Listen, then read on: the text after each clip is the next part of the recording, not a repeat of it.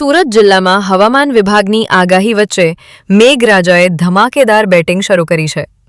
બારડોલીમાં વહેલી સવારથી જ ધોધમાર વરસાદ વરસતા અનેક વિસ્તારોમાં પાણી ભરાયા છે। શાસ્ત્રી રોડથી સામરિયા મોરા તરફ જતા મુખ્ય માર્ગ પર ઘૂંટણસમા પાણી ભરાતા વાહન વ્યવહારને અસર પહોંચી છે। તંત્ર દ્વારા બેરિકેટિંગ કરી આ માર્ગ પર વાહન વ્યવહાર બંધ કરવામાં આવ્યો છે। બારડોલીમાં વહેલી સવારથી ધોધમાર વરસાદ વરસી રહ્યો છે। ભારે વરસાદના પગલે શાસ્ત્રી રોડથી સામરિયા મોરા તરફ જતા માર્ગ પર પાણી ભરાઈ જતા તંત્ર દ્વારા બેરિકેડ મૂકી વાહન વ્યવહાર બંધ કરવામાં આવ્યો છે। મુખ્ય માર્ગ પર ઘૂંટણસમા પાણી ભરાતા વાહન ચાલકો અને રાહદારીઓને હાલાકીનો સામનો કરવો પડી રહ્યો છે।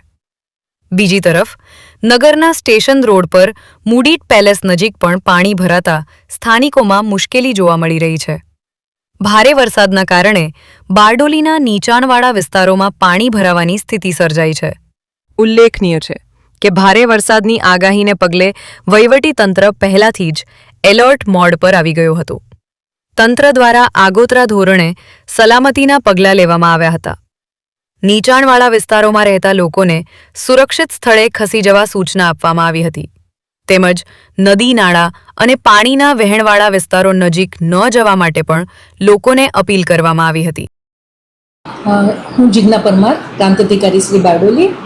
આ વિડીયોના માધ્યમથી મારા સબ ડિવિઝનના બારડોલી, અંબિકા અને મહુવા તાલુકાના લોકોને અપીલ કરવા માંગુ છું કે આગામી 24 થી 48 કલાક દરમિયાન ભારેથી અતિભારે પવન સાથે વધારે વરસાદની શક્યતા છે।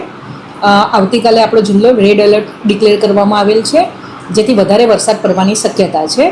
જેથી નીચાણવાળા વિસ્તારોને જે લોકો રહે છે તેમને મારે વિનંતી કરવી કે જ્યારે પણ તંત્ર દ્વારા આપને આગમચેતીના ભાગરૂપે સ્થળાંતર કરવા માટે સૂચનાઓ આપવામાં આવે, આપ એમાં સહકાર આપવો અને તાત્કાલિક સ્થળાંતરમાં મદદ કરો।